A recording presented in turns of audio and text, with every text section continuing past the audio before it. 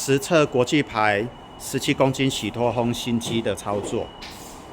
它的操作要先点按一下这个面板，先唤醒 ，OK， 然后再点按这个电源 ，OK， 然后选择你要洗衣，接下来要不要接着干衣，然后这边是附加选项，可以再调整水量啊、洗清啊、脱水啊，等等这些东西，那自动洗剂投入要不要再做微调 ？OK， 那调整完之后就是按下这个启动，它就会开始侦测这个衣物了。但是呢，如果你过程中想要再更换这个行程的话，它是不给做更换的，没有办法再去做一个更动的动作，所以这个非常不方便。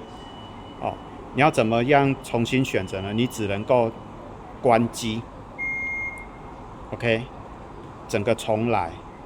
跟 LG 不一样 ，LG 是可以暂停之后再去做一个调整的。那国际是整个都没办法。它一定要关机，然后再去选择你其他的部分。OK， 这是比较不友善的部分。然后再来，针对老人家，他也没有办法更快的做一个选择。